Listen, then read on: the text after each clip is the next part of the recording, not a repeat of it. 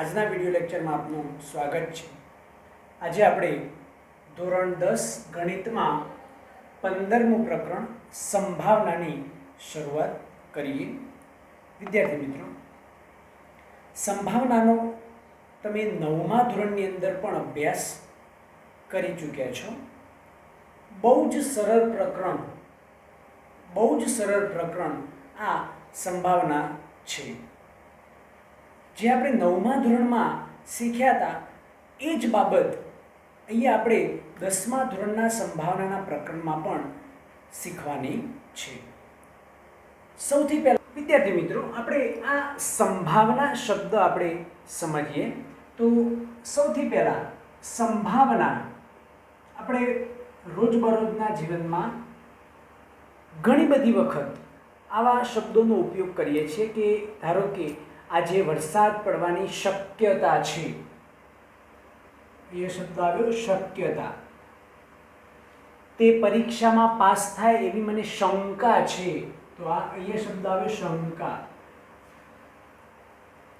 ધારો કે આજે ભારત જીતે તેવી સંભાવના છે, તો આવા જે શબ્દો છે એ શબ્દો આપણને સંભાવના તરફ દોરી જાય છે।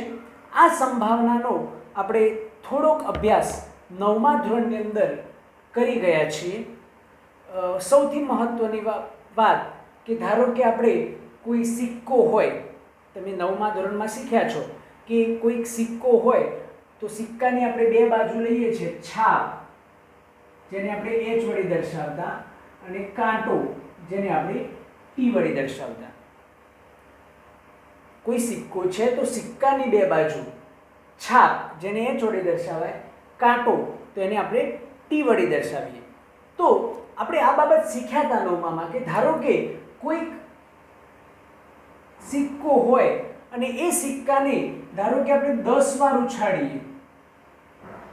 કેટલી વાર ઉછાળીએ? 10 વાર। સિક્કાને આપણે 10 વાર ઉછાળીએ છીએ અને ધારો કે આપણને 6 વખત છાપ મળે તો સીધી વસ્તુ છે કે 4 વખત કાંટો મળશે। 6 વખત છાપ મળી તો 4 વખત શું મળ્યું? કાંટો મળ્યો।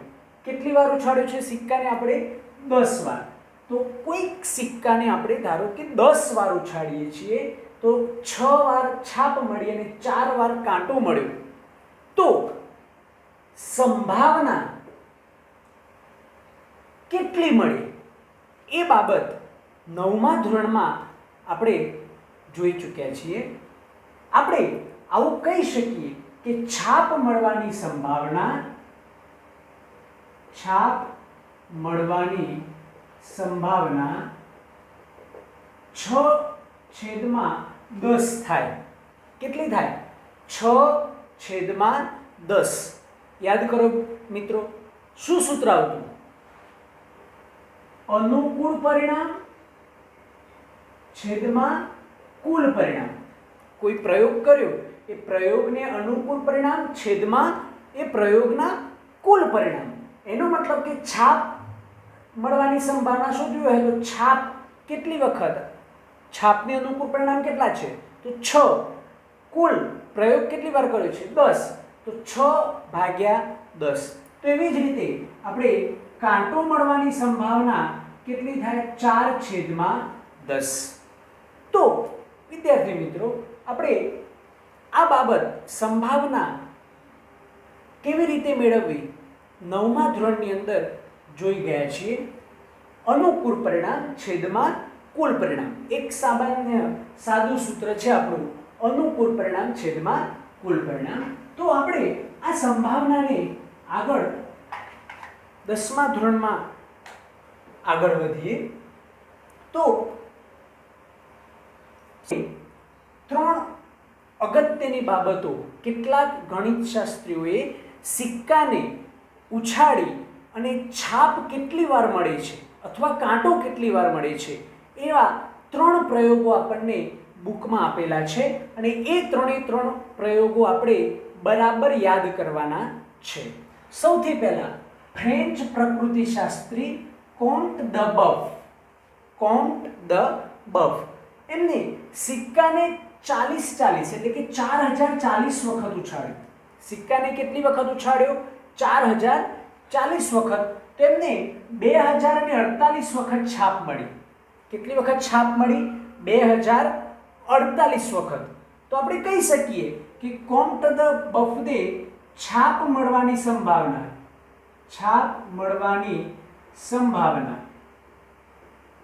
તો 9મા બાબત આવી ગઈ છે, છાપ મળવાની સંભાવના. તો છાપને અનુકૂળ પરિણામ કેટલા છે? 2048. તો અનુકૂળ પરિણામ છેદમાં કુલ પરિણામ. તો કુલ સિક્કો કેટલી વખત ઉછાળ્યો છે? 4040. તો 4040. તો છાપ મળવાની સંભાવના કેટલી મળે? 2048 ભાગ્યા 4040. તો એકદમ સરળ છે સંભાવના શોધવી તે. તો ફ્રેન્ચ પ્રકૃતિશાસ્ત્રી કોમ્ટ ધ બફ એમને સિક્કાને 4040 વખત ઉછાળ્યો તો એમને 2048 વખત છાપ મળી. તો એમને છાપ મળવાની સંભાવના કેટલી થાય? 2048 છેદમાં 4040. વિદ્યાર્થી મિત્રો, તમે આના ઉપરથી કોમ્ટ ધ બફને કાંટો કેટલી વખત મળ્યો હશે એ પણ જાણી શકો. શું કરી શકીએ આપણે કે એમને 2048 વખત છાપ મળી. કેટલામાંથી? 4040 માંથી. તો એમને કાંટો કેટલી વખત મળ્યો હોય તો આપણે શું કરી શકીએ? 4040 એમાંથી 2048 બાદ કરીએ. 4040 એમાંથી 2048 વખત છાપ મળી છે તો આ બાદ કરીએ તો અહીંયા 10 થઈ જશે. 10 માંથી 8 જાય તો 2, અહીંયા 3 થઈ જાય. 3 માંથી 4 ના જાય એટલે 13. અહીંયા 9 અને અહીંયા 3. 13 માંથી 4 અહીંયા 9 રહેશે. અહીંયા 9 અને 3 માંથી 2 જાય તો 1. 1992. તો એને કાંટો કેટલી વખત મળ્યો હશે? 1992. તો આપણે કાંટો મળવાની સંભાવના લખી શકીએ 1992 છેદમાં 4040. કેટલા લખી શકીએ? 1992 છેદમાં 4040. તો આપણે આ રીતે પણ આગળ મેળવી શકીએ. પરંતુ આપણે જે બુકમાં આપેલી બાબતો છે આ ત્રણે ત્રણ બાબતો આપણે બરાબર યાદ કરી લઈશું. ટૂંકા પ્રશ્નમાં આપણને આ પૂછાઈ શકે. આ આપણા જ્ઞાન આધારિત પ્રશ્ન છે કે ફ્રેન્ચ પ્રકૃતિશાસ્ત્રી કોમ્ટ ધ બફે 4040 વખત સિક્કો ઉછાળ્યો તો કેટલી વખત છાપ મળી? 2048. તો એમને છાપ મળવાની સંભાવના, આપણું સૂત્ર શું છે? અનુકૂળ પરિણામ છેદમાં કુલ પરિણામ. તો છાપને અનુકૂળ પરિણામ કેટલા છે? 2048 ભાગ્યા 4040. આનો આપણે ભાગાકાર કરીએ તો 0.507 આવો મળે. કેટલો મળે? 0.507. અહીંયા બીજું ઉદાહરણ આપ્યું છે કે બ્રિટનના જે.ઈ. કેરીચે, નામ આપણે યાદ રાખીશું, બ્રિટનના જે.ઈ. કેરીચે સિક્કાને 10,000 વખત ઉછાળ્યો. કેટલી વખત ઉછાળ્યો? 10,000 વખત. તેમને 5,067 વખત છાપ મળી. તો છાપ મળવાની સંભાવના,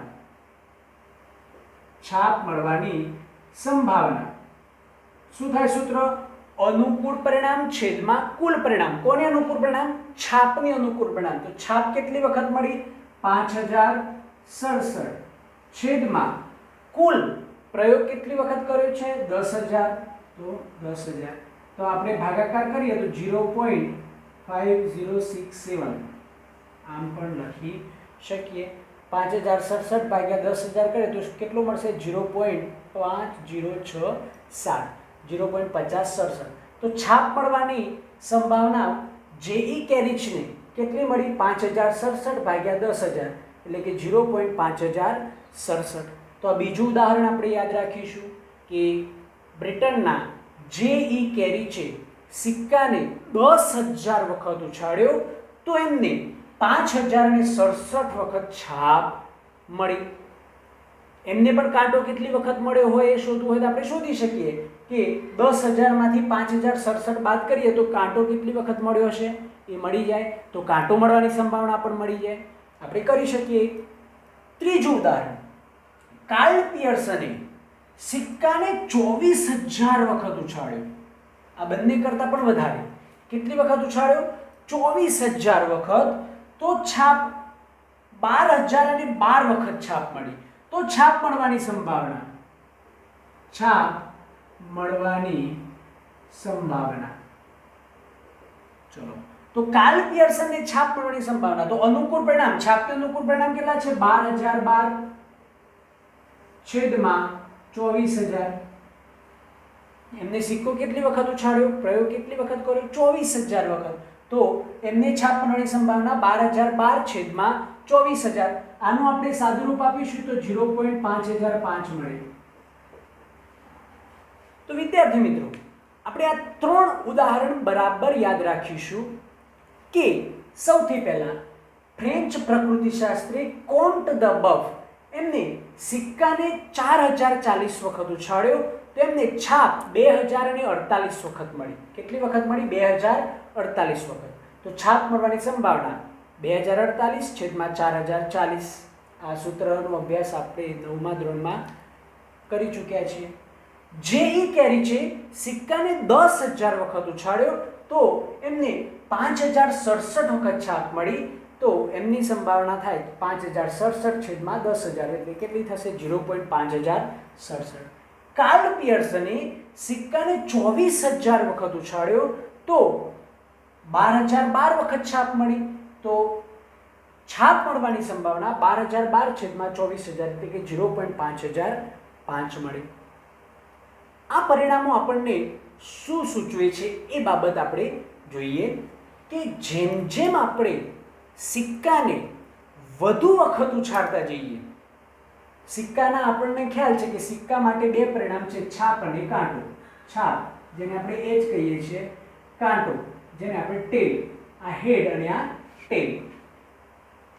જેટલી વધુ વખત આપણે પ્રયોગ કરીશું, જો કોમ્ટ દ બફે 4040 વખત પ્રયોગ કર્યો, જે કેરી છે 10,000 વખત પ્રયોગ કર્યો, કાર્લ પિયર્સને 24,000 વખત પ્રયોગ કર્યો, તો જેમ સિક્કાને આપણે વધુમાં વધુ વખત ઉછાળતા જઈએ તેમ એમની છાપ મળવાની સંભાવના 0.5ની નજીક, એટલે કે 1/2ની નજીક મળતી જાય. 0.5ની નજીક મળતી જાય.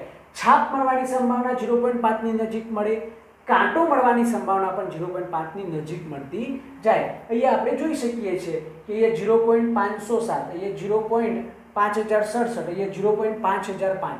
જેમ આપણે વધુ વખત પ્રયોગ કરીએ તેમ તેમ આપણને બંને પરિણામો લગભગ અડધા મળતા જાય. તો આપણે આ બાબત ધ્યાનમાં રાખીશું. 9મા ધોરણમાં આપણે પ્રાયોગિક સંભાવના વિશેની માહિતી મેળવી હતી અને સંભાવના કેવી રીતે શોધવી એના પણ એક્ઝામ્પલ શીખ્યા હતા. અહીંયા આપણને વ્યાખ્યા આપેલ છે સૈદ્ધાંતિક સંભાવના અથવા તો પ્રશિષ્ટ સંભાવના. તો વ્યાખ્યા બહુ જ સરળ છે વિદ્યાર્થી મિત્રો. 9મામાં પણ આપણે સૂત્ર જોયું હતું કે કોઈ પણ ઘટનાની સંભાવના શોધવી હોય તો કોઈ ઘટનાને અનુકૂળ પરિણામ છેદમાં જે પ્રયોગ કર્યો હોય એ પ્રયોગના કુલ પરિણામ, આવી રીતે આપણે સંભાવના મેળવી શકીએ. આપણે જોયું કે ધારો કે 10 વાર સિક્કાને ઉછાળીએ અને એમાં 6 વાર છાપ મળે, તો છાપ મળવાની સંભાવના શું થાય? 6/10. 10 વાર આપણે સિક્કાને ઉછાળ્યો છે એટલા માટે. તો આપણે આવી રીતે મેળવી શકીએ. તો આપણે સૌથી પહેલા સૈદ્ધાંતિક સંભાવનાની વ્યાખ્યા જોઈએ. ઘટના ઈ, આપણે ઘટનાને ઇવેન્ટ કહીએ છીએ એટલે આપણે ઈ વડે દર્શાવ્યું છે. એ વડે પણ દર્શાવી શકાય, બી વડે પણ દર્શાવી શકાય, કોઈ સંકેત આપણે લઈ શકીએ, પરંતુ ઈ આપણે એટલા માટે પસંદ કર્યું છે કે ઇવેન્ટ. તો ઘટના ઈની સૈદ્ધાંતિક અથવા તો પ્રશિષ્ટ સંભાવના પી એટલે કે પ્રોબેબિલિટી ઓફ ઈ. શું બોલીશું આપણે આને? પ્રોબેબિલિટી ઓફ ઈ. સંભાવનાને અંગ્રેજીમાં આપણે પ્રોબેબિલિટી કહીએ છીએ, એટલે પ્રોબેબિલિટી ઓફ ઈ તરીકે દર્શાવાય છે. ઘટના ઈની સૈદ્ધાંતિક સંભાવના આપણે કોના વડે દર્શાવીએ છીએ? પ્રોબેબિલિટી ઓફ ઈ તરીકે દર્શાવીએ છીએ. અને એની વ્યાખ્યા નીચે પ્રમાણે છે, એટલે કે તેને નીચે મુજબ વ્યાખ્યાયિત કરવામાં આવે છે. તો પ્રોબેબિલિટી ઓફ ઈ બરાબર શું થશે? ઘટના ઈ માટે સાનુકૂળ પરિણામોની સંખ્યા છેદમાં પ્રયોગના તમામ શક્ય પરિણામોની સંખ્યા. કોઈ પણ પ્રયોગ આપણે કર્યો હોય, ધારો કે આપણે પેલા 3 ઉદાહરણ જોયા. સૌથી પહેલા આપણે જોયું કે કોમ્ટ ધ બફ એમને 4040 વખત સિક્કો ઉછાળ્યો અને છાપ 2048 વખત મળી. તો શું સંભાવના, આપણે છાપ મળવાની સંભાવના કેવી રીતે મેળવી? 2048 છેદમાં 4040. 2048 છેદમાં 4040. તો E ની સંભાવના, પ્રોબેબિલિટી ઓફ E, શું બોલાય? પ્રોબેબિલિટી ઓફ E, ઘટના E માટે સાનુકૂળ પરિણામોની સંખ્યા છેદમાં પ્રયોગના તમામ શક્ય પરિણામોની સંખ્યા. તો આ એની સૈદ્ધાંતિક સંભાવના માટેની વ્યાખ્યા છે. ટૂંકમાં યાદ રાખવું હોય તો કોઈ પણ ઘટના E માટે એની સંભાવનાને આપણે પ્રોબેબિલિટી ઓફ E વડે દર્શાવીએ છીએ. અને પ્રોબેબિલિટી ઓફ E એટલે E ને અનુકૂળ પરિણામો છેદમાં પ્રયોગના કુલ પરિણામો. આપણે ટૂંકી રીતે સૂત્ર યાદ રાખવું હોય તો પ્રોબેબિલિટી ઓફ E, તો E ને અનુકૂળ પરિણામ છેદમાં પ્રયોગના કુલ પરિણામ. આપણે ટૂંકમાં આ સૂત્રને આ રીતે પણ યાદ રાખી શકીએ. તો ઇવેન્ટ આપણે A, B, C કોઈ પણ સંકેત વડે દર્શાવી શકીએ. પહેલો એક્ઝામ્પલ બુકમાં આપણને આપેલો છે કે સિક્કાને એકવાર ઉછાળવામાં આવે છે. સિક્કાને કેટલી વાર ઉછાળીએ છીએ આપણે? એકવાર. તો સૌથી પહેલા જ્યારે પણ આપણને એક્ઝામ્પલ સંભાવનાનો શોધવાનો થાય ત્યારે પ્રયોગ કેટલી વાર કરીએ છીએ એ ચકાસી લેવાનું. કોને ઉછાળીએ છીએ? સિક્કાને. તો આપણે સિક્કાને ઉછાળીએ, સિક્કાને એકવાર ઉછાળતા મળતા શક્ય પરિણામો. ચલો, કોઈ પણ સિક્કો, તો સિક્કાની બે બાજુ હોય. એ આપણે 9માં શીખ્યા છીએ કે સિક્કાની બે બાજુ હોય, છાપ અને કાંટો. છાપને આપણે કોના વડે દર્શાવીએ છીએ? છાપ, તો H વડે. અને કાંટાને આપણે કોના વડે દર્શાવીએ છીએ? ટેલ, હેડ અને ટેલ. તો એકવાર ઉછાળીએ, સિક્કાને એકવાર ઉછાળતા મળતા શક્ય પરિણામો. તો એકવાર ઉછાળીએ તો બે પરિણામો મળશે, કાં તો છાપ મળે, કાં તો શું મળશે? કાંટો. કાં તો છાપ મળશે, કાં તો શું મળશે? કાંટો. તો કુલ શક્ય પરિણામો, કુલ શક્ય પરિણામો અહીં આપણે જોઈ શકીએ છીએ કે કુલ શક્ય પરિણામો કેટલા છે? 2. તો કુલ શક્ય પરિણામો કેટલા આવી જશે? 2. હવે આપણે શું કરવું છે? તો સિક્કાને એકવાર ઉછાળતા આપણને આટલા પરિણામો મળ્યા. ચલો, સૌથી પહેલા છાપ મળવાની સંભાવના શોધો. તો આપણે છાપ મળવાની સંભાવના શોધવી છે. તો એને ઇવેન્ટ E તરીકે દર્શાવી શકીએ. કોઈ ઘટના, તો ઘટના કઈ બની? તો છાપ મળવાની. એ વડે પણ દર્શાવી શકીએ. આપણે એક્ઝામ્પલ ગણતી વખતે બને ત્યાં સુધી A, B, C, D આવા સંકેતોનો ઉપયોગ કરીશું. તો આપણે પહેલું A લઈ લઈએ. A એટલે શું? છાપ અથવા તો H મળે તે ઘટના. આપણે આ રીતે જ લઈ લેવાનું. પહેલું શું શોધવું છે આપણે? છાપ મળવાની સંભાવના. તો છાપ એટલે આપણે શું એને ધારી લઈએ? A. તો A બરાબર શું લઈ લીધું આપણે? છાપ મળે તે ઘટના. તેની સંભાવનાને આપણે કોના વડે દર્શાવાય? Probability of A. કોના વડે દર્શાવાય? Probability of A. A એટલે શું? છાપ મળે તે ઘટના. તો આપણે અહીંયા શું લખી દીધું? Probability of A. ચલો, પ્રોબેબિલિટી ઓફ A, તો છાપ મળે તે ઘટના. છાપ H, આ પ્રયોગ કર્યો, એ પ્રયોગમાં આપણને H ને અનુકૂળ પરિણામ કેટલા જોવા મળે છે? આમાં આપણે જોઈએ તો H આપણને કેટલી વાર જોવા મળે છે? H એક જ વાર જોવા મળે છે. તો H ને અનુકૂળ પરિણામ, આમ તો શું આવે? A ને અનુકૂળ પરિણામ. અહીંયા ટૂંકમાં સૂત્ર લખવું હોય તો અનુકૂળ પરિણામ છેદમાં પ્રયોગના કુલ પરિણામ. Probability of A. A ને અનુકૂળ પરિણામ. A એટલે શું છે? છાપ મળે તે ઘટના. તો છાપ આમાં કેટલી વખત મળે છે? એક વખત. તો 1 છેદમાં પ્રયોગના કુલ પરિણામો કેટલા છે? પ્રયોગના કુલ શક્ય પરિણામો કેટલા છે? 2. તો છાપ મળવાની સંભાવના કેટલી થશે? 1/2. બીજું આપણે કાંટો મળવાની સંભાવના પણ શોધવી છે. તો એને આપણે બી લઈ લઈએ. શું લઈ લઈએ? બી. આપણે બને ત્યાં સુધી એક્ઝામ્પલમાં જેટલા પણ શોધવા A B C D આ સંકેતો લઈશું. તો બી એટલે શું? કાંટો P મળે તે ઘટના. પ્રોબેબિલિટી ઓફ બી. બી ને અનુકૂળ પરિણામ. ચલો બી ને અનુકૂળ પરિણામ એટલે કાંટો મળે તે ઘટના. કાંટો આપણે સૂત્ર નહીં લખીએ તો પણ વાંધો નહીં આવે. કાંટો, તો આમાં કાંટો કેટલી વખત મળે છે? એક જ વખત. તો 1 છેદમાં પ્રયોગના કુલ પરિણામ. તો કુલ પરિણામો કેટલા છે? 2. તો પ્રોબેબિલિટી ઓફ બી પણ આપણને કેટલા મળશે? 1/2.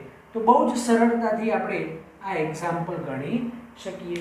બહુ જ સરળ છે. સંભાવના માટે એક જ સૂત્ર ધ્યાનમાં રાખવાનું છે, અનુકૂળ પરિણામ છેદમાં કુલ પરિણામ. તો આપણે બધા જ એક્ઝામ્પલો સરળતાથી ગણી શકીશું.